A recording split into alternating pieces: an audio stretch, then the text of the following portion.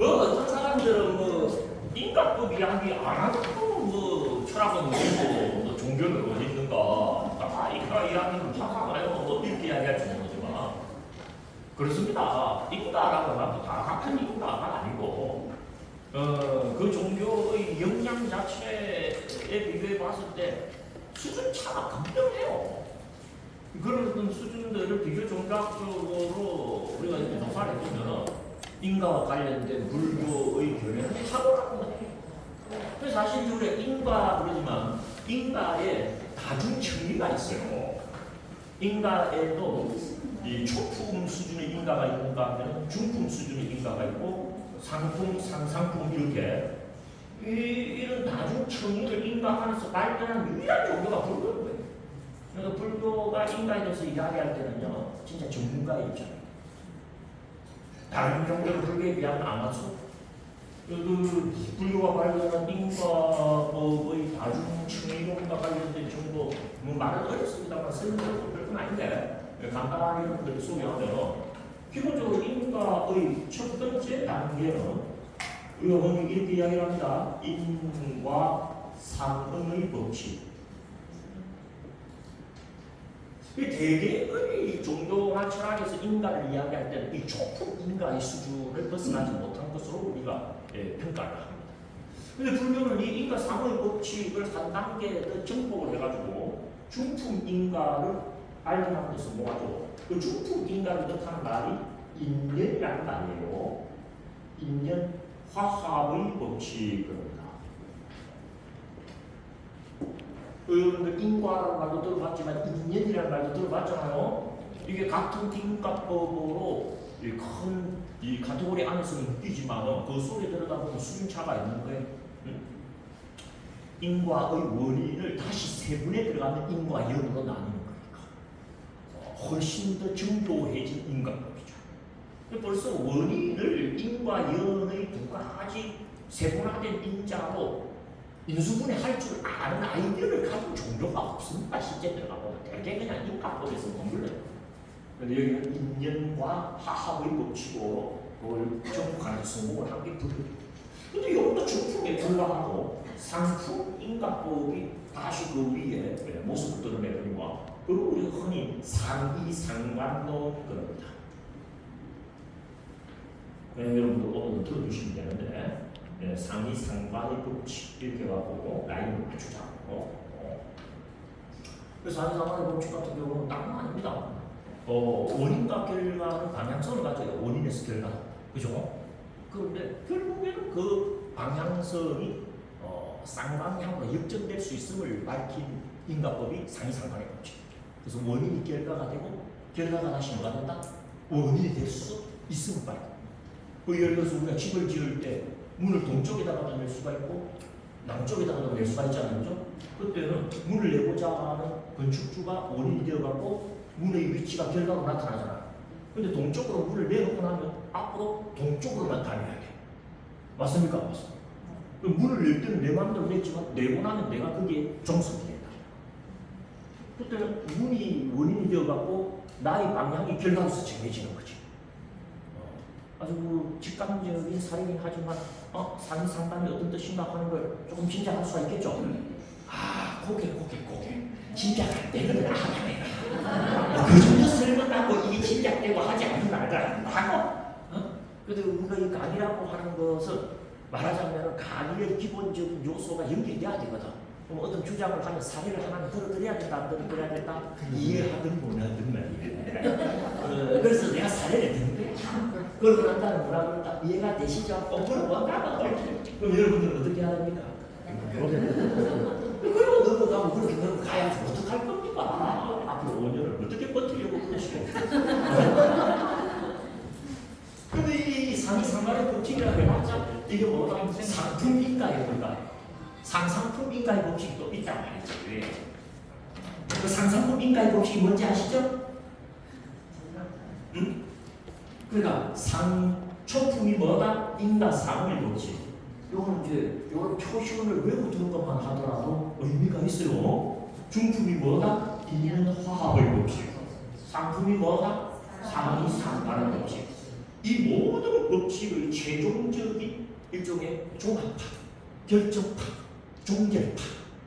그래야 인과라는 아이디어의 절정 내지는 정점에 해당하는 법칙이 최종적으로 성립되는 거와 그걸 뭐다? 상상품 인과법이라고 부르지. 그 인과법의 구체적인 내용, 구체적인 표현, 그게 뭐다?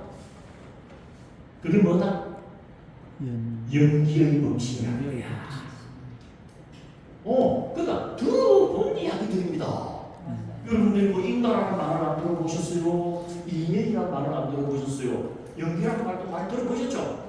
그런데 이것들이 인과법이라고 하는 카테고리 안에서 천의를 가지고 연결되어지는 하나의 조직이었던 거야.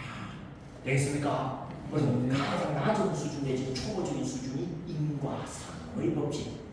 그거보다도 한 단계 높아지면 인연 화합의 법칙. 그걸 다시 한 단계 끌어올리면 상이상간의 법칙. 그게 최종적으로는 뭐다? 연결의 법칙. 요걸 통틀어서 우리가 뭐라고 그런가? 인과법 이렇게 부르는 거야. 이런 풍성한 인과법의 아이디어를 확보한 종교 없다. 우리 부르고.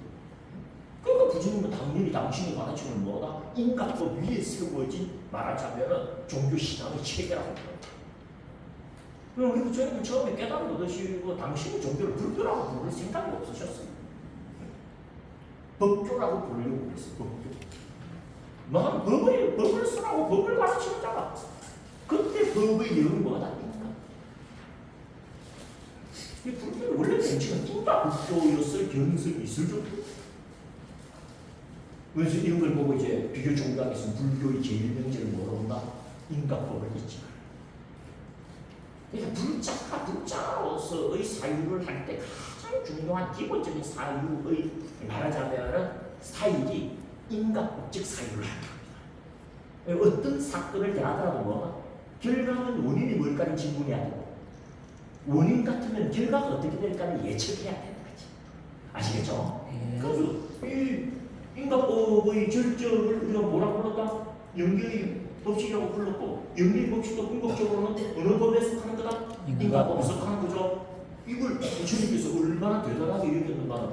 우리 경전에서 그 부처님의 소해가 아주 정당하게 기록이 되어 있다 안 되어 있다? 되어 있어. 그러면 기록된 자료가 우리 교재에도 있다 없다?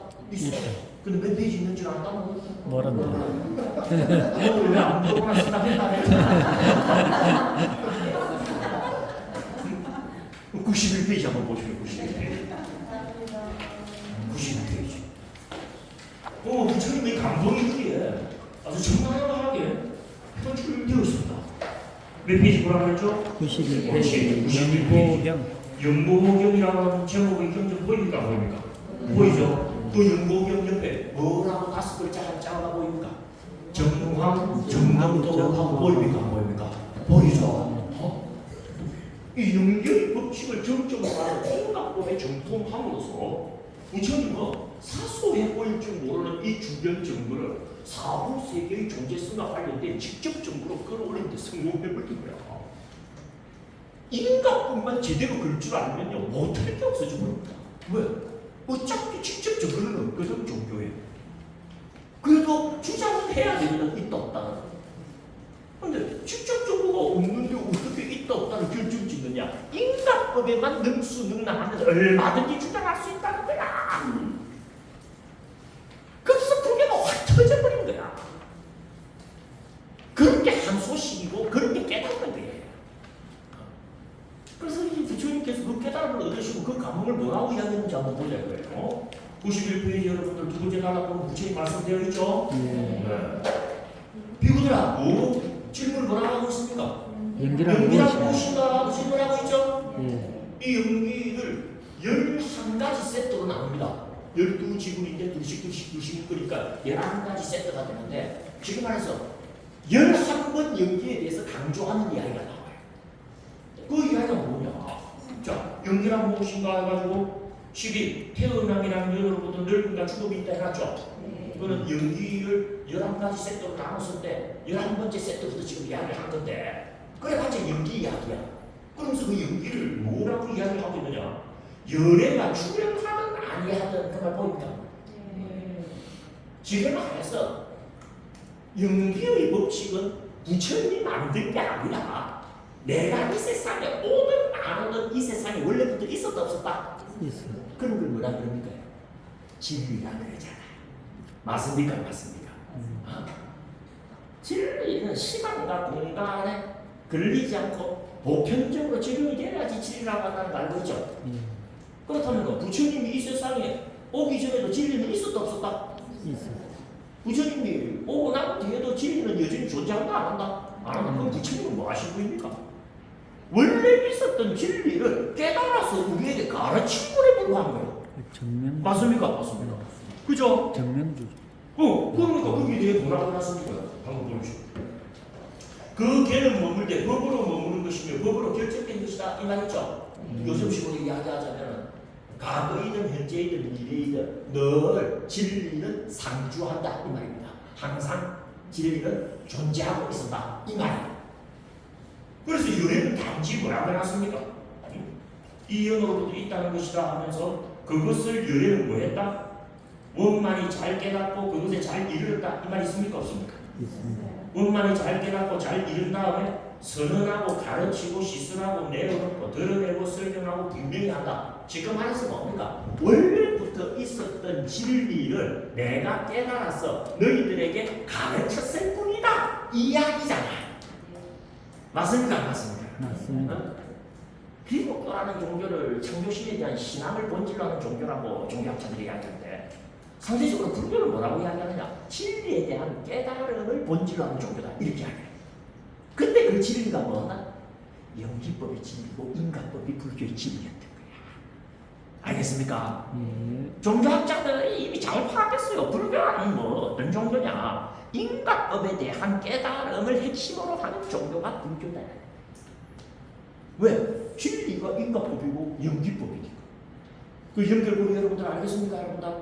내가 뭔 말하는지 알겠죠? 몰라도 어떻게 해라? 거기는?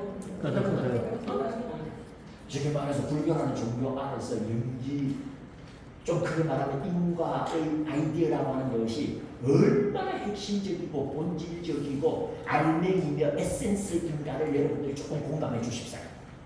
알겠죠? 인가가 없이는 불교가 없어. 인가의 아이디어, 인가의 법칙이 없이는 어떻다? 불교라는 종교는 무너져 내려도 벌써 무너져 내리죠.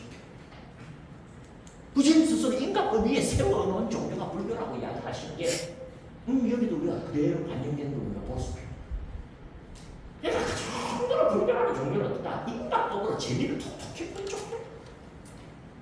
불교가 제일 사랑하는 알고리즘이 인가법입니다. 어떤 문제는 들고 온다. 인가법에 걸어서 한번 풀어보자. 이게 뭐예요? 굉장히 여러분들에게도 불자로서의 삶의 중요한 암시를 준다고. 그런 인간법적인 아이디어에 능수능란하고 인간법적인 아이디어에 어떻다? 보다 더 민감하고 보다 더 명철한 이런 어떤 삶의 능력을 발휘하지 않으면 불교적인 삶을 하는 거예요. 알겠죠? 어떤 일을 당하더라도 고기 끄떡거리라 했습니다만 어떤 일을 당하더라도 불자는 어떻게 하겠다? 인간법적인 사유에 걸어서 그 상황을 해석할 줄 알아야 돼. 알겠죠? 예를 들어 자기 불이 딱 닫히면 어떻게 해야 됩니까? 예시하고 화를 낼 게 아니고 불이 딱 닫히는 순간 뭔가 이 불은 어디에 숨었어요? 이 인간법적인 사유를 적용할 줄 알면요 졸지의 문제를 돌파할 수 있는 틈새를 바로 열리는 법이에요. 불교 하면 인간법, 인간법 하면 뭐다? 불교가 뭡니까? 부처님이 가르치는 불교라고 하잖아요. 그죠? 부처님이 뭘 가르쳤는데 인간법 가르쳤다. 그걸 단적으로 우리에게 알려주는 경전 자리가 여기 연고경인 거예요. 인간법은 법으로서 묻는 것이고 법으로서 결정된다. 이때 법은 진리를 뜻하는 거예요. 인간법은 진리로서 묻는 것이요. 내 종교 안에서는 뭐다? 진리라고 결정된 것은 무엇이다? 여기서 뭐라고 불렀습니까? 연기 그랬지. 그죠? 근데 크게 말하면 뭐라고 했어요? 인가 그랬잖아요. 연기를 정점으로 하는 인간법이 내 종교 안에서는 진리로서 머무는 것이요 진리로서 결정된 것이니 나는 단지 그것을 깨달아서 너희들에게 뭐다? 가르칠 뿐이다. 하지만 내 가르침의 목표는 분명하다. 뭐라고 해놨습니까? 뭐라고 해놨습니까? 보라고 말한다. 응? 아까 우리가 읽었던 문장 끝 마무리가 어떤 표현으로 그야말로 종결되고 있습니까? 보라고 말한다는 말 있어요 없어요? 있죠. 봐야 됩니다. 그러니까 결국 증거주의를 베이스에 깔면서 그 증거가 나오긴 나왔는데 그 증거가 어떤 정도에 불과하다? 간접 정도에 불과한 거예요. 근데 그 간접 정도로는 아쉽지 않느냐? 하지만 걱정하지 마. 인간법적인 아이디어에 걸 수만 있다면 그 주변 증거의 증거 능력을 어떤 증거로 격상시킬 수가 있다? 직접 증거까지 격상시켜. 그러니까 불교라는 종교는 참 아까도 얘기했지만 인간법이 불교고 불교가 인간법이다. 나는 뭐 따로 그렇게 주장하는데 전혀 그렇게 없어. 그럼 어떤 사람들이 공급적으로 도대체 인간법의 어떤 것이 그리 대단하여서 인간법에 저렇게 불교가 진실일까? 말하자면 궁금증도 좀 가질 수가 있잖아요, 그죠? 궁금증 안 가지는 게 아니에요. 학자들은 그런 궁금증도 가진다.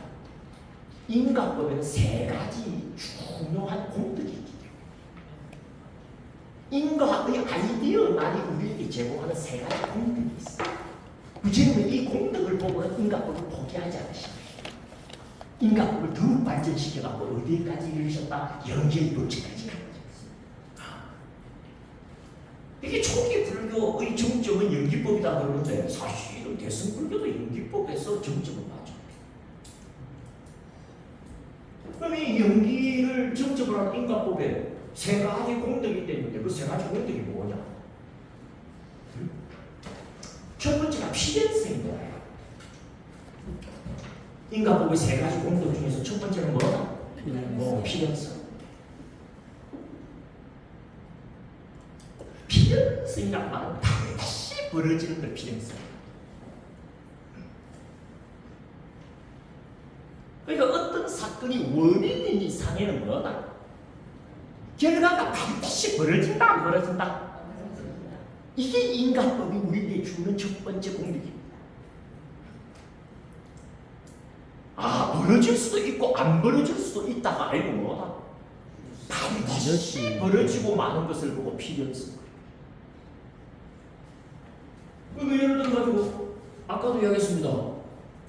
1리터를 집어넣어가고 20km 가는 자동차라면 3리터를 집어넣으면 뭐다? 반드시 60km는 가야 되지.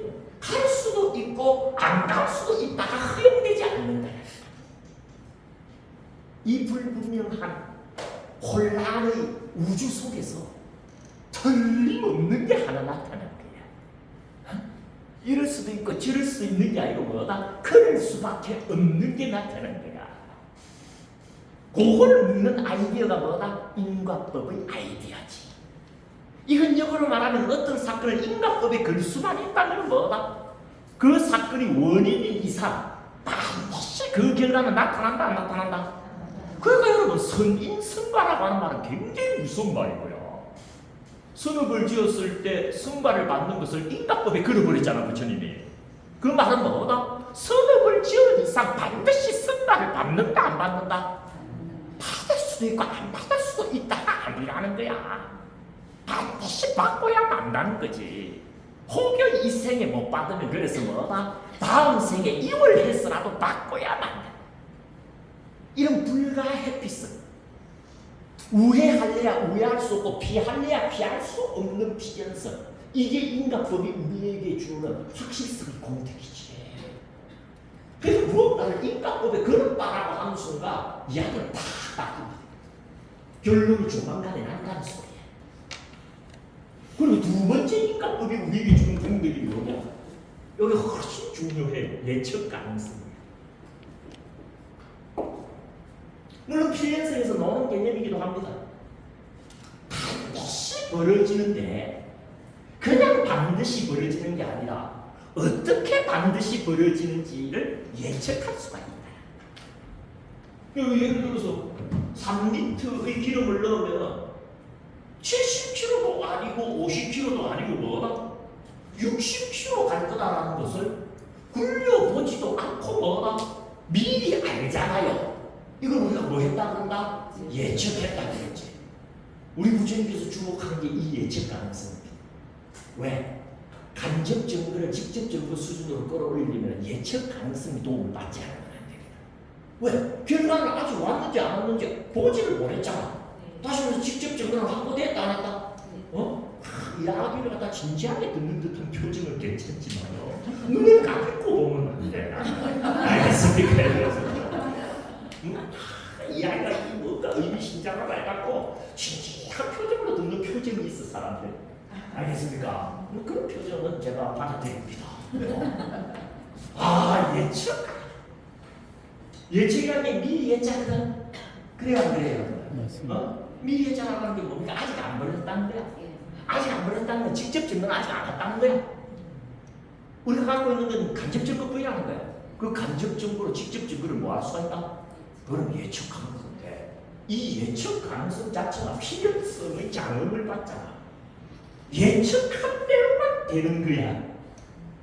그러니까 3m를 넣고 60km 간다라고 예측을 하면 반드시 60km 간다 안 간다? 간다. 이거 58km 가다가 쓰던데요 이런 사람이 또 그럼 연료 낭비율이랄지 도로 상황이랄지 하는 변수를 집어넣고 그걸 원인으로 집어넣으면 그때는 58km라는 예측이 나온다 안 나온다? 나오는 거야. 와, 인간은 무섭고 인간은 대단합니다 여러분들. 틀림없이 벌어질 뿐만 아니라 예측한 대로 벌어져. 그러니까 꼭 봐야 하는 건 아닙니다. 안 봐도 압니다. 원인이나 결과 중 하나만 보면. 그런데 우리가 알고자 하는 게 결과인데 우리가 본 거는 원인이다 그러면 원인은 간접 증거고 우리가 예측한 것은 뭐다? 우리가 얻고자 하는 결론이지. 직접 증거와 마찬가지로 그 결론에 도달하는 것. 인과법에 근거하는 이상한 일이 아닌 거지. 그리고 이제 가장 중요한 인과법의 공덕이 뭐냐? 인과법은 이게 효능성입니다. 인과법의 효능성. 이게 예측 가능하다 그랬죠. 그러니까 미리 준비할 수 있는 시간을 벌어다 줘. 맞습니까? 맞습니다. 그러니까 아까 불이 났다라고 하는 것은 연기 차원에서 조처를 하면 금방 끌 수가 있어. 근데 자기가 불난 걸 확인하기 위해서 뒷산까지 올라갔다 봤다가는 어떻습니까? 산 다 태워버린다. 그러니까 이 효능성을 뜻하는 불교 용어가 있습니다. 알미라고 하는 것이 의미를 가지려면 미리 알아야 된다는 거야. 알면 되는 게 아닙니다. 알아야 할 때 알아버려야 돼. 그 알아야 할 때가 뭐다? 일 벌어지기 전에 알아. 그리고 우리가 흔히 하는 말로 사람은 사귀어봐야 알고 물을 뭐 건너봐야 한다 이런 말 합니까 안 합니까? 맞는 말이야. 틀림없는 말이지만 효능성이 아니 건너가는데 어쩌다 너무 깊어갖고 죽어보면 빠져나. 그러니까 건너기 전에 이분이 깊은지 얕은지를 미리 알아가고 건널까 안 건널까 판단하는 데 도움을 줘야지 그게 진짜 알미 효능성을 가진 거야. 공감하십니까? 사람 겪어봐야 아는 거 맞아요. 근데 겪어보니까 나쁜 놈인데 어떡해. 소리 다 하고 탁탁 나오도 막 망해버려. 사람이 이전에 미리 알 수만 있다면 얼마나 좋아. 맞아요. 이 사람 사귈 사람이다. 이 사람 사귀 말아야 될 사람이다. 그래서 이제 오늘날 학문 자체가 인과법입니다. 이제 오늘날 학문이 부처님의 트렌드를 따르는 거야. 여러분들 뭐 요새 두뇌 생리학이 가장 첨단 학문이다라는 이야기도 있고 아니면 제임스 웹 망령 중심으로 한 천문학이 첨단 학문이라는 말도 있지만 오늘날 21세기의 학술계를 지배하는 최첨단 학문의 명칭은 두뇌 생리학이나 그런 제임스 웹 천문학이 아닙니다. 오늘 학문을 주도하는 최첨단 학문의 명칭은 여러분들 미래학입니다. 미래학. 앞으로 어떻게 될 것인가를 먼저 알아맞힌 사람이 살아납니다는 거야. 당연하죠, 그죠? 그거 뭐 예를 들어서 주식에 투자하고 그것도 미래학적인 영역이거든. 내일 주가가 오를 건가 안 오를 건가를 미리 알고 투자하는 거예요 이게. 맞습니까? 안 맞습니까? 그래서 미래학이라는 영역이 가장 강한 거예요. 이 미래학을 지탱하는 근본 아이디어 내지는 패러다임은 뭐다? 인과법칙이에요. 인과법에 글수만 있으면 미래가 확정적이거든. 미래 알아야 되는 겁니다. 알아야 되는 어떻게 알아야 된다? 이렇게 미리 아는 걸 보고 불교에서 뭐라고 본다? 어? 미리 아는 걸 보고 불교에서 뭐라고 본다? 전통적으로 뭐라고 불렀다? 이걸 불교에서 반야라고 불렀던 거야. 우리 반야라는 말 알아요, 몰라요? 오늘도 반야 신경 외웠어요, 안 외웠어요? 그 반야 바람길한테 반야가 뭔데? 지혜, 아는 거죠? 안다라는 말은 반야 이하에 들어있어. 응? 반야 이하가 전야의 소리 옮깁니다. 제이가 무덤이기 때문에 야만 말을 게 야야. 그 N이 앞에 영향을 줘갖고 전부사 프라가 있거든. 이 프라의 R이 반복음이기 때문에 발음이 안 돼. 그래서 로마나에서 할 때는 프라스냐고 적지만 실제 인도인들이 발음할 때는 빵냐 이렇게 발음해. 응? 응? 이 제이가 뭐라 발음이 된다 안 된다? 안 되기 때문에. 그럼 뭐하고 똑같으냐면은 영어의 노우하고 똑같아. 영어 단어도 안다가 노우죠. 노우의 K를 발음합니까 안 합니까? 안 하는구나. 전야의 J를 말하면 안 한다. 똑같아. 영어로 하자면 노우야. 야가. 이게 지혜입니다. 여러분들이 만약에 뭐 그러니까 지혜입니다라고 이야기했을 때 지혜는 뭐다? 요 전야, 노우가 지혜예요. 근데 쓸데없는 말이 붙었겠어요? 프라라고 하는 적두사에 의하여 제한되어진 알미야. 그냥 알미야 아니고 이 프라가 뭔데? before 앞에 미리 알기는 알더라도 어떻게 하는 거다? 미리 아는 선행적 지식을 만나야 돼. 그러니까 지혜가 지혜로서 의미를 가지려면 뭐 해야 된다? 일 벌어지기 전에 알아야 돼. 아예 사무소에가 있는지 없는지 죽어보면 안 믿어요, 여러분도. 맞아요, 안 맞아요? 근데 그때는 늦은 거야. 왜? 준비를 하나도 못하고 갔어요. 그 세계 질병 통계 학회에서 이야기한 뭐 세계 질병의 수가 뭐 6만 몇천 개래요. 질병으로 등재된 응? 그 6만 몇천 개의 질병 중에서 가장 심각한 질병이 뭔지 압니까? 뇌졸중이나 심장병. 왜? 죽음을 준비한 시간을 안 준다는 거야. 팍 터지면 가보니까 무슨 말인지 알겠습니까? 치매도 10년, 20년 끊으면서 또 사람들이 적응을 합니다. 인생을 배웁니다. 죽음에 대해서 준비를 합니다. 암도 짧으면 3개월, 길면 10년씩 준비를 합니다, 여러분들. 그래서 인생 공부 제대로 하는 거야. 그 기회도 주지 않고 그냥 보내버리는 게 뭐다? 핍팍 터져버리고 내 꽉망쳐. 그러니까 안다는 것도 귀한 사건이지만 안다는 게 우리에게 효능성을 가지고 실효성을 가지려면 뭐다? 미리 알아야 돼, 미리. 그걸 불면서 뭐라고 불렀다? 반야. 알겠습니까? 미리 아는 것의 절정이 반야가 미리야. 그럼 어떻게 하면 미리 합니까? 인과법에 근면 미리 할 수 있다. 그거 얼마나 불교가 인과법의 진심인 줄 알겠죠? 그러니까 반야라는 말도 결국은 인수분해하면 뭐다? 인과법에 대한 지혜가 반야인 거야. 그래 인과법에 대한 지혜의 정점이 반야 바람일인 거지. 인과법의 정점이 뭐라고 그랬어요? 연기법 그랬잖아요. 초기불교 차원에서의 초기불교도 반야 바람일 사람거든. 초기불교 차원에서의 반야 바람일은 뭐다? 연기법에 대한 통찰력을 반야 바람일이라고 한다. 딱 그런 거야. 그게 왜 가능하냐? 반드시 벌어지고 말 일을 미리 알게 해주는 게 인과법. 인과법 없이 불교 없다는 이야기 알겠습니까, 여러분들? 응? 뭐 노력 없이 성공 없다 하는 말은 틀릴 수 있어도 인과법 없이 불교 없다는 말은 틀릴 리가 없는 말. 알겠죠? 그 정도의 불교라고 하는 종교가 인과법의 진심입니다. 그러니까 불교의 제1명제를 인가법을 잊지 말라 이랬습니다. 모든 불자를 향하여 고통과 붙다가 한결같이 이야기하신 말씀 뭐다? 인가법을 잊지 말라. 잘 돼도 인가법, 못 돼도 인가법인 거야. 해탈해도 인가법, 윤회해도 인가법인 거야. 다 네 단계의 인가법 안에 어느 하나를 걸린다, 풀린다, 안 풀린다. 그 법이 84,000 대장에 나왔어요.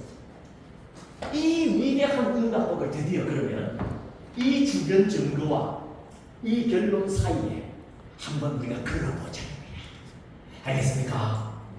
그럼 기대해도 좋겠죠?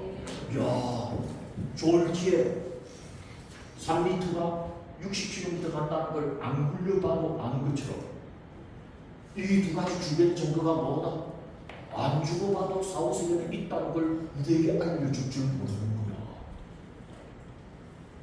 만약에 그런 흐름이 방금 이야기한 대로 성공적으로 이어진다고 그러면 여러분들 함부로 사후세계를 무시해서는 안 된다는 것은 참여해줘. 뭐 해야 되겠습니까?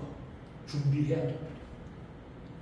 불교라는 종교가 우리에게 주고 또 한 가지 이 말하자면 중요한 그런 교훈이라고 하면은 그 교훈이 뭐겠습니까, 여러분들?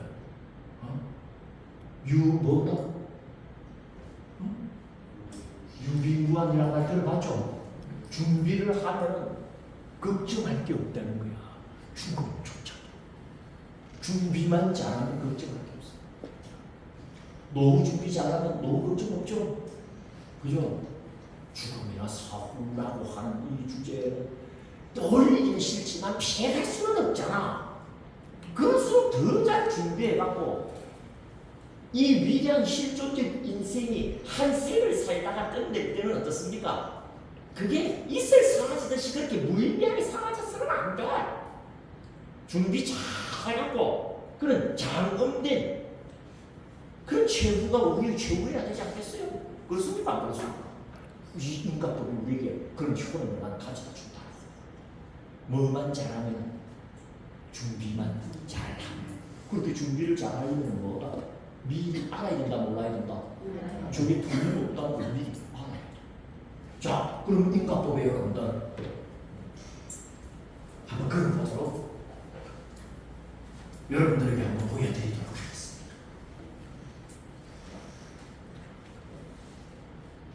중앙정부법의 첫 번째 조건은 뭐라고 했죠? 주변 증거가 진실해야 된다. 그 말 했습니다. 했죠? 그리고 우리가 주장하고자 하는 궁극적인 목적지는 어디입니까?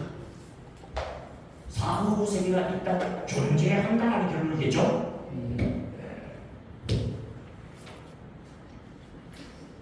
사후세계가 존재한다는 결론을 위하여 우리는 첫 번째 주변 증거를 확보해야 되는데, 주변 증거는 바로 정신의 존재하는 겁니다.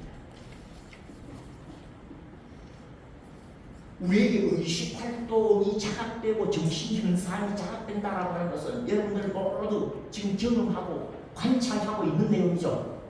맞습니까? 안 맞습니까? 누구나 관찰할 수 있어야지 증거를 쓸 수가 있어요. 그리고 이건 뭐다? 거부하려야 거부할 수 없는 관찰 내용이에요. 이 정신의 존재함이라고 하는 이 관찰 내용을 주변 증거로 삼아가지고 인가법에 걸어버리면 이쪽으로 연결돼요. 아주 급속한 과정을 밟게 돼요.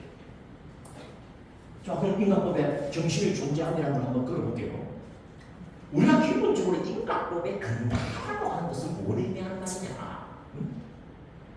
원인을 일단 묻는 겁니다.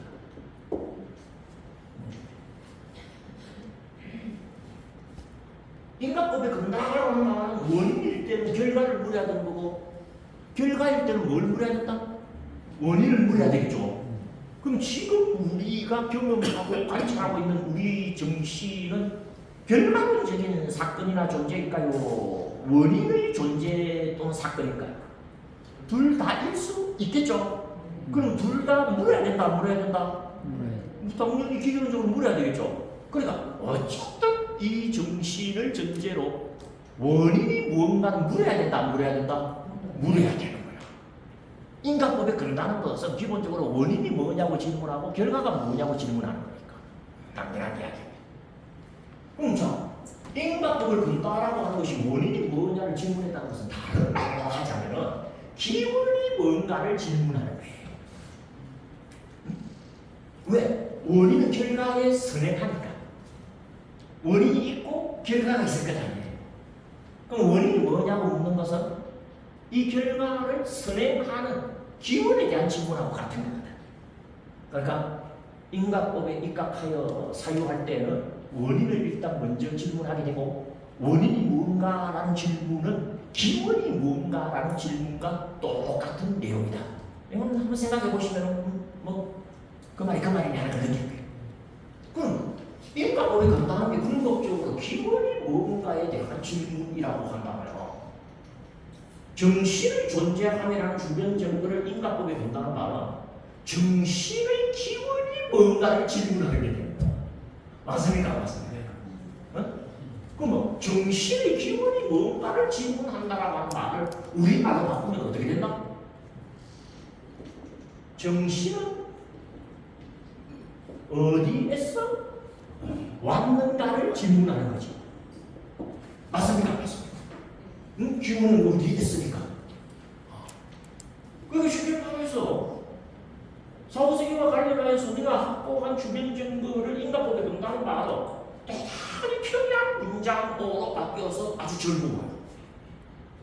무슨 질문을 던지는 거다?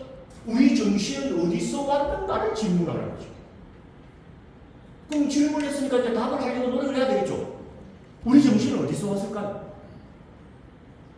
그거 알면 여기 왜 앉아있어? 이런 표정으로 저를 쳐다보시는데요. 여러분들 알고 계시잖아요. 나의 모든 질문은 잠자다 편이라는 거. 지가 보고 지가 답한다는 거 알고 계시죠? 네. 빨리 한번 말해보시오 하고 저를 쳐다보시면 됩니다. 역사 속에서 이 질문과 관련된 긍정을 끊는 네 가지 답변이 있어.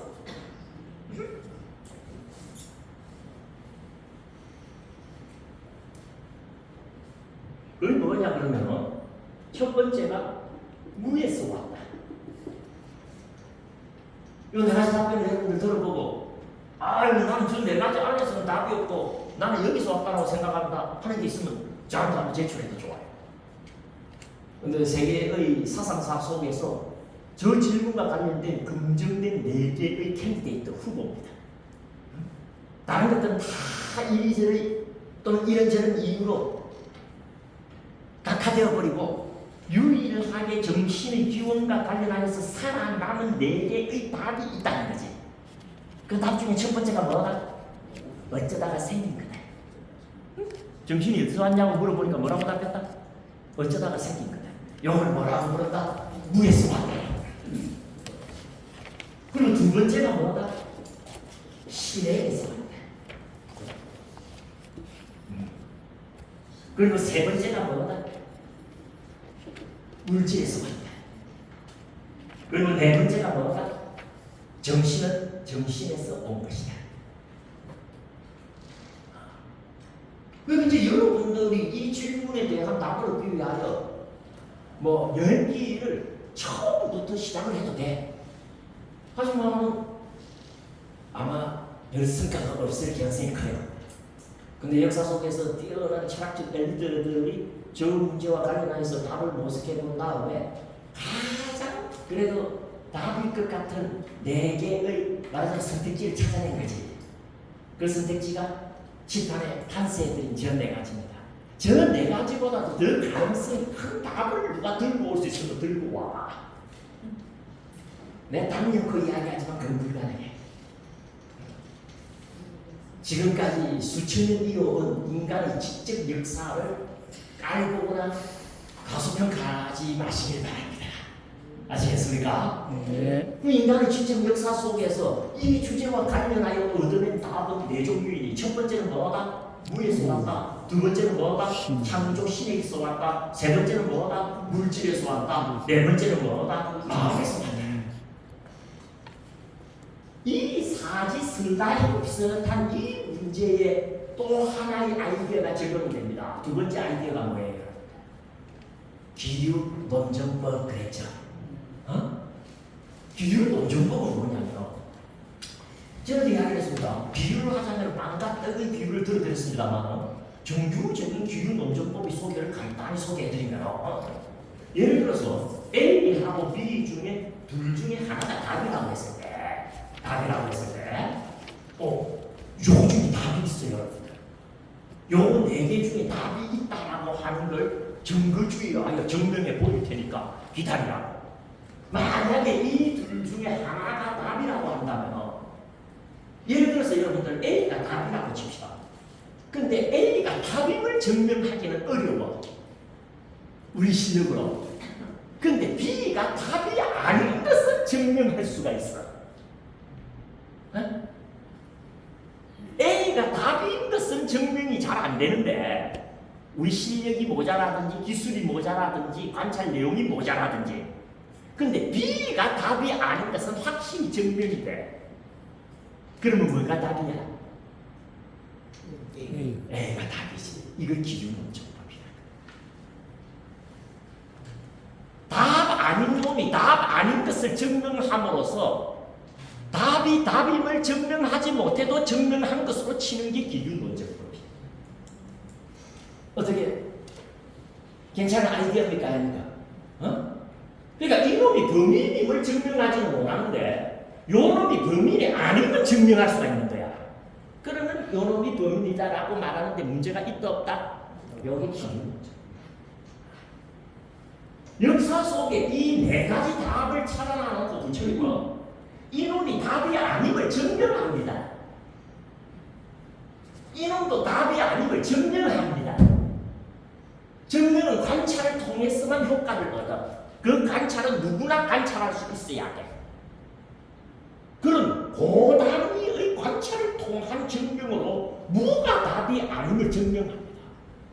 무가 답이 아님을 증명했다는 말은 기원이 있다는 말이에요, 없다는 말이에요? 없는 것이 답이 아님을 증명했다는 말은 어딘가 답은 있다는 말이 되어버려. 맞습니까? 맞습니까? 없다가 아님이 증명되었으면 있다는 소리지. 있다는 증명을 못했는데 없다가 아님을 증명한 거야. 야, 잘 봐라, 잘 봐라. 속지 말고 잘 봐라. 그럼 무가 아님이 증명되는 순간 저 셋 중에 하나구나는 증명돼요. 그러니까 무가 아님을 증명하는 게 굉장히 중요한 과정입니다. 기준 논증법은 그래서 마지막 시간에 여러분들이 배우지만은요, 흥미진진한 거야. 정신이 무에서 온 것이 아님이 증명이 돼. 무엇을 통하여? 증거를 통하여. 무엇을 통하여? 관찰을 통하여. 두 번째, 정신이 어디서 온 것이 아님이 또 증명이 됐다? 신에서 온 것이 아님이 오늘날 증명됐잖아. 그 증명의 아이디어가 2600년 전 부처님이 사용한 증명법하고 똑같다는 게 환장이야. 신에게서 온 것이 아님을 증명한 대표적인 학자는요, 엉뚱하게 물리학자에서 나왔습니다. 여러분들께 이 숫자 적어드렸던 거 기억납니까? 2018년도 3월 14일 날 무슨 일이 있었는가 내가 물어봤죠. 무슨 일이 있었다 그랬어요? 물어봤어도 기억이 안 나. 스티븐 호킹이라고 하는 천재 물리학자가 사망한 날입니다. 3월 14일 날 사망하고 6개월 지나고 10월달 유고집이 나와. 스티븐 호킹 박사요. 그 유고집이 신이 존재하지 않는다는 증명이 실려 있어.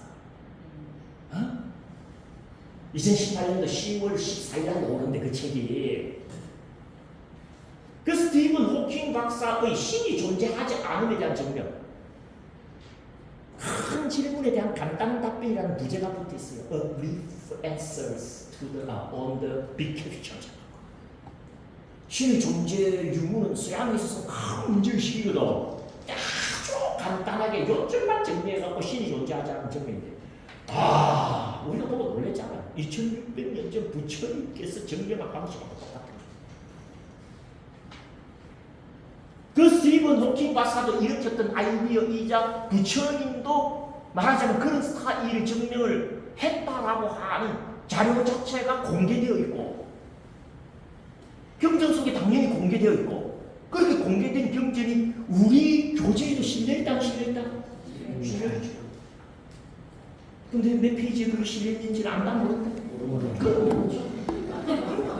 이제 우리는 모른다는 이야기를 하는데 전혀 양식이 그렇게 우리 멘탈은 대단하다 안 대단하다? 이제 종강 시간 한 번 남겨놓고 있는데 한 번이라도 맞출 적이 있다 없다? 없다.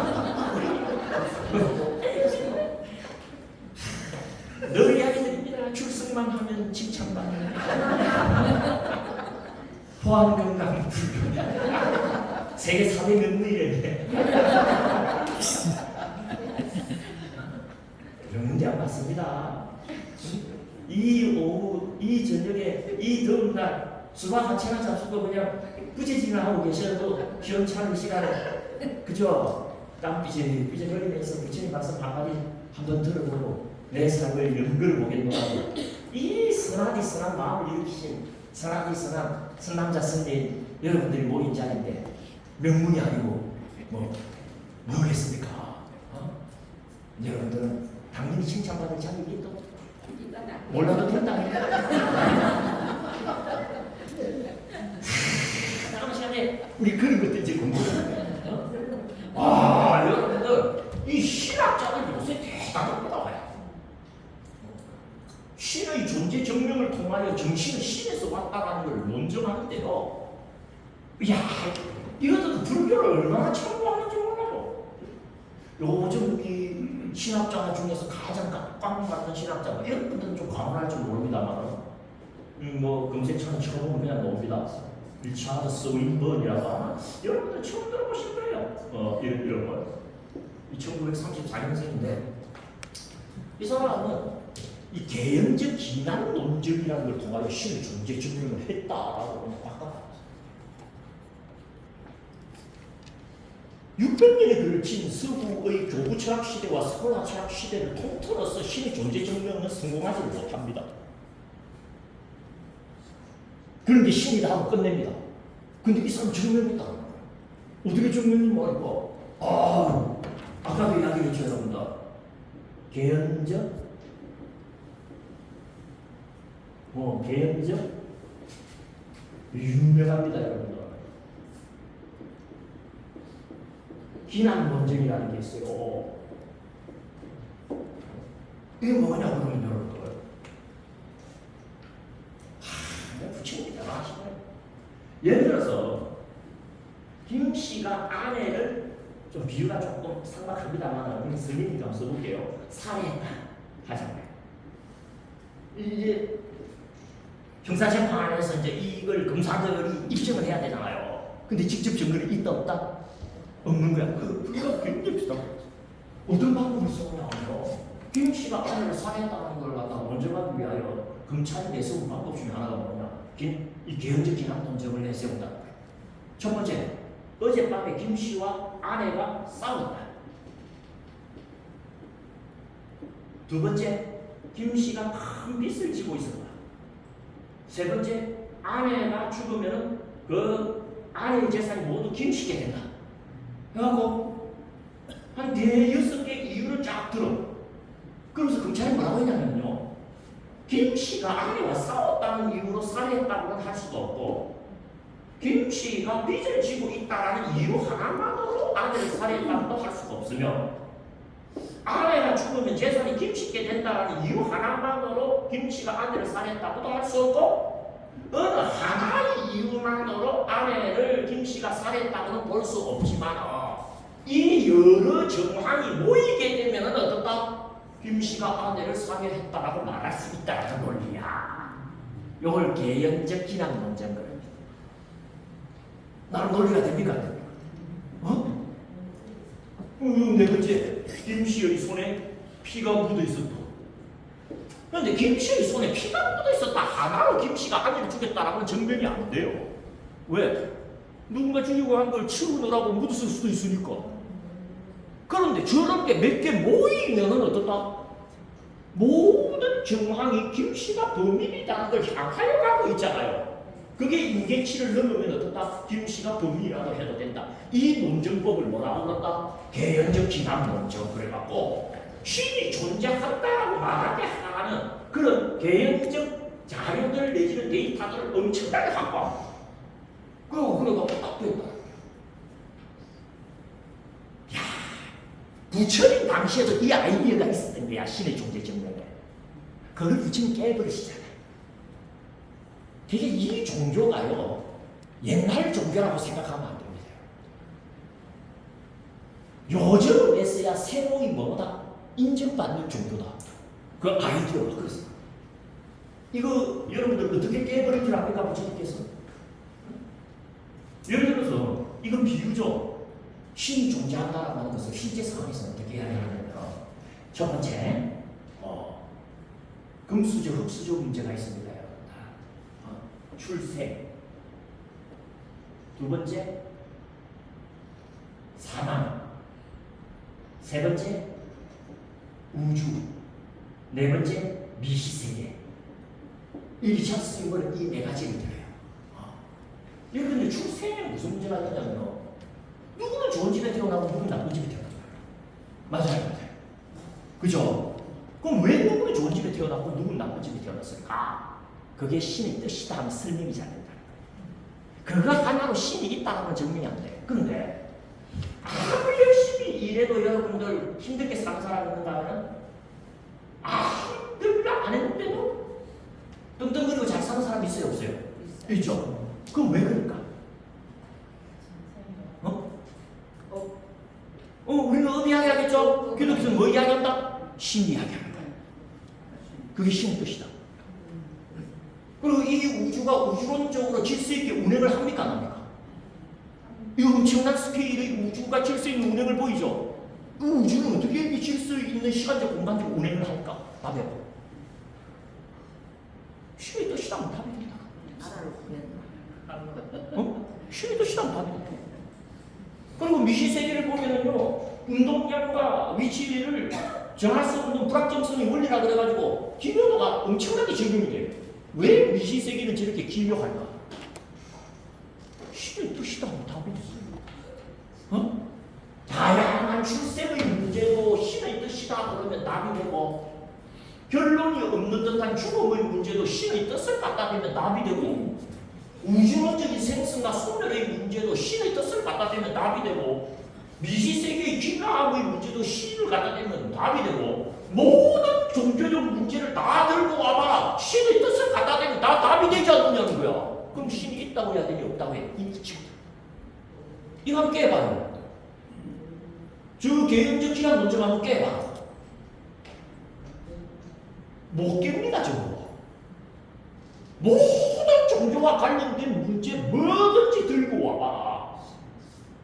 이 집가가 중간에 1번부터 10번까지 다 적어놔놓고 답을 뭐다? 신의 뜻, 신의 뜻, 신의 뜻 하면 다 답이 된다, 안 된다? 답이 돼. 그러니까 하나만 갖고 신이 존재한다라는 건 주장할 수가 없는데, 10개군, 20개군, 100개군 다 신의 뜻이 답이 되면 신이 있다라고 하면 다 풀리는 세상인데 왜 신을 부정하느냐? 차이에 들어. 그 박수 치면 안 된다, 이거. 그게 부처님이 아예 깨졌다니까. 그 사고방식이. 이걸 부처님 어떻게 깨는 줄 압니까? 그러니까 이 다음에 여러분들 신에게서 온 게 아니다라고 하는 주장은 저거보다 훨씬 수준 높은 게 기다리고 있고, 리차드 스윈번 정도의 아이디어를 부처님이 깨는 것은 이건 아무것도 아닌데, 그걸 여러분들께 소개하면 그걸 이해가 여러분들 어렵지가 않아요. 이거는 전부 뭐다? 신을 집어넣으면 답이 된다, 안 된다? 답이 돼. 그러니까 뭐다? 신은 존재한다. 는 것을 주장하는, 말하자면 기납적 증거로 삼는 거야. 근데 부처님께서 뭐라고 하는지 압니까? 이 자리에 신을 빼고 뭐다? 불교의 업을 집어넣어도 답이 된다, 안 된다? 된다. 답이 된다. 전생의 업 때문에 다양한 축생의 문제가 벌어졌고, 금생의 업은 내생의 결과를 받으니까 결론이 없는 게 아니며, 우주론적인 생성 소멸이라고 하더라도 모든 무한 중생의 공업에 의하여 얼마든지 정비되는 걸 논리적으로 다 풀어버립니다. 들어봐야 이게 그렇지 않아요? 미시세계도 뭐다? 의식이 가장 미믹을 하게 되었을 때 벌어지는 현상으로 설명을 해버립니다. 근데 여러분들 음으로만 설명되는 게 아니야 이게. 우연으로도 다 설명돼. 누구는 좋은 집에 태어나고 누구는 나쁜 집에 왜 태어났어? 태어나다 보니까 그렇지 뭐. 한번 설명이 되는 거야. 왜 열심히 일해도 저렇게 못 살기만 합니까? 그럴 수도 있고 저럴 수도 있는 거지 뭐. 이런 거 답이 된다고. 우주는 어떻게 이렇게 운행됩니까? 어쩌다 보면 이렇게 운행되는 거야. 왜 미시세계는 기묘합니까? 어쩌다 보면 기묘해질 수도 있는 거지. 이 어쩌다 보면 가는 사고방식이 이런 놈인데 이 우연을 갖다 대도 저게 설명이 또 다 돼. 알겠습니까? 부처님이 재밌는 건요. 잘 보세요. 신도 답이 되고 업도 답이 되고 우연도 답이 되면 그 어느 것도 답이 아니다라고 이야기해요.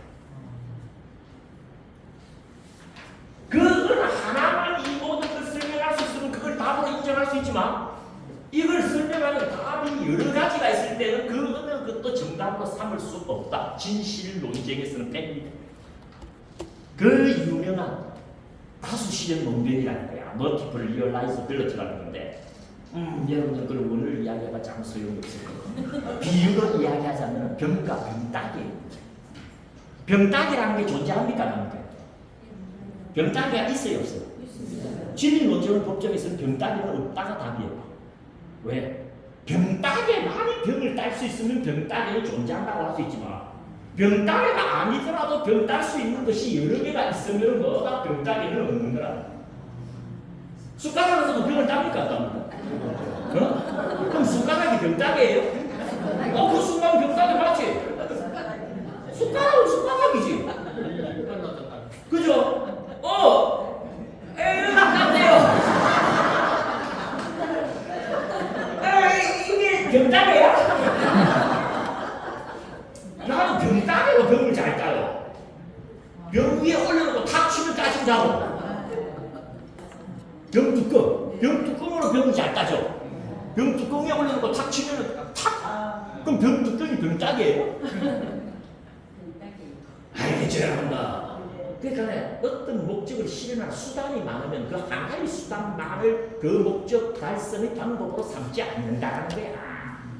그 유명한 다수 실현 논변이라고 논리학에서 입증이 됩니다. 그러니까 신만 가지고 저것들이 설명이 되지 신이 없으면 설명이 안 되면 종교적 문제가 신은 있다 해야 됩니다. 그런데 신이 아니더라도 또 다 운명으로도 설명이 되고 업으로도 설명이 되고 우연으로도 설명이 되고 지금 말해서 이런 여러 가지 사례에 대한 설명의 선택지가 늘어나잖아요. 그죠? 늘어나면 늘어날수록 이 중에는 답이 점점점 없어져 버립니다. 2600년 전에 그런 논쟁이 다 이루어져 있는 거예요. 그런데 스티븐 호킹 박사가 들고 오는 신의 부존재에 대한 증명은 수준이 그걸 넘었어. 신은 존재하지 않는다. 왜? 한마디 문제를 딱 내세요. 그게 불교 경전이 그대로 들어있다. 그리고 신에게서 온 게 아니고 증명해버려.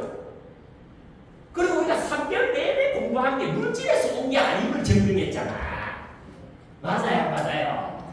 정신이 어디서 온 게 아니다? 물질에서 온 게 아니다. 그럼 기류논쟁법을 한번 증명해봐. 이 안에 답은 있는데 여기서 온 것도 아니고 여기서 온 것도 아니고 여기서 온 것도 아니고 어디서 온 거요? 마음밖에 안 남잖아. 마음이 마음에서 왔다는 걸 증명하기는 어렵습니다 지금. 근데 다른 데서 온 것이 아니면 증명이 돼. 그러면 뭐만 남는다? 이걸 무슨 논쟁법이라 그런다? 기류논쟁법이라. 이 이야기가 어떻게 풀려나갈지 조금은 제가 마지막 시간에 쉽게 말하는 분위기를 지금 알려드리는 건데 이해가 됩니까? 그럼 그냥 봐요. 끝날 시간이 됐는데 왜 안 끝내고 또 저렇게 열을 내나?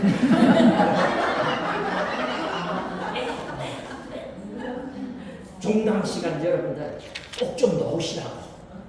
종강 시간에 얼마나 중요한 정보가 제공되는가를 여러분들께 기뜸함으로써 관심을 조금이라도 올려보고자 하는 나의 충정이 이게 그래야지만 알겠습니까? 그러니까 여러분들 마음이 마음에서 온 것이다라는 걸 증명할 일이 없다 하더라도 이 안에 답은 있는데 왜 이 안에 답이 있는가도 증명해드릴게. 무가 물을 지면서 이 안에 답은 있게 돼 있는데 어쨌든 무도 아니고 신도 아니고 물도 아니고 아니면 마음이잖아요, 그죠? 그럼 뭐다? 마음은 어디서 왔다? 마음에서 왔다는 소리잖아. 그러면 마음이 마음에서 왔다 할 때 이 마음은 뭐야? 과거 마음이지. 이 마음은 뭐다? 지금 현재 마음일 거잖아. 이 시간 지금 선우가 생길 테니까. 그러면 요 과거 마음은 어디서 왔을까? 그 이전 과거에서 왔겠지. 맞아요, 맞아요. 그럼 그 이전 마음은 어디서 왔을까? 그 이전의 과거에서 왔겠지. 그럼 이게 어디까지 갑니까?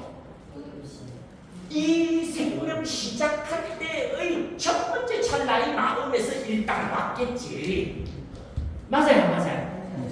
여기까지 됩니까? 네. 그러면 이 생명 시작할 때의 첫 번째 찰나의 마음, 이 마음은 어디서 왔을까 다시 묻는 거예요. 이게 이제 고비야. 이게 절정이야. 응? 이 생명 시작할 때 마음이 있었겠죠? 그 마음에서 그 다음 마음이 오고 그 다음 마음이 와고 지금 마음까지 왔다는 논리까지는 어쩌면 쉬워. 진짜 어려운 것은 이 생명 시작할 때 최초 찰나의 그 마음이라는 마음이 어디서 왔느냐고 묻는 여기서 결정이 나요. 형식은 똑같아. 이 마음도 어디서 왔느냐고 물으면 뭐다? 무에서 왔거나 신에서 왔거나 물질에서 왔거나 마음에서 왔거나 이 네 가지 다밖에 없어. 그럼 이 경우에도 무에서 온 것 아니라는 게 증명이 돼. 어? 신에서 온 게 아니라는 게 증명이 돼. 요 마음도 말이야. 1번에서 온 게 아님이 증명이 되고 2번에서 온 게 아님이 증명이 됐고 3번에서 온 게 아닌 게 뭐다? 증명이 됐으면 어디서 왔다 해야 됩니까? 갈 데가 없다 이제. 4번밖에 없죠. 4번이 뭡니까? 마음이죠. 여기가 뭡니까? 금생 시작하는 첫 찰나잖아. 맞습니까? 맞습니까? 그럼 금생의 첫 찰나의 마음의 이전 마음은 시간적으로 어디의 마음이야? 논리적으로 전생 끝날 때의 마음밖에 저기에 해당되는 마음 자리를 찾을 수 있다 없다? 없어지잖아 논리적으로. 좋아 가서 밀어붙이는 거예요. 넓은 바다에서 그물을 딱 저기 쳐놔놓고 뭐하는 거야 지금 부처님이. 몰아가지고 어떻다? 이 생 끝날 때의 마음까지 데리고 온 다음에 그 마음에서 한 번 더 질문 던지는 거야. 그 마음은 어디서 왔게? 무에서 온 것 아니다. 신에게서 온 것도 아니다. 물질에서 온 것도 아니다. 답이 없는 것도 아니다. 그러면 어디서 왔다 해야 된다? 마음에서 왔다라고 밖에 못하는 거야.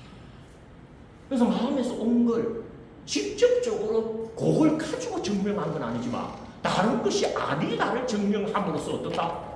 알겠죠? 결국에 이 생 끝날 때의 마음은 어떻다? 이 생 시작할 때의 마음은 어떻다? 전생 끝날 때의 마음에서 왔다는 쪽으로 더 이상 우리의 논리가 비껴나갈 선택 기회를 발견할 수가 없어. 다른 거 가지고 어떻습니까? 이 생의 벽을 뚫고 전생으로 넘겨버려야 됩니다. 그렇게 한 번 전생이 열려버리면 어떻게 됩니까? 무한 전생이 열리는 거야. 맞아요. 그리고 그렇게 한 번 전생이 열리면 내 생을 열어야 된다, 안 열어야 된다?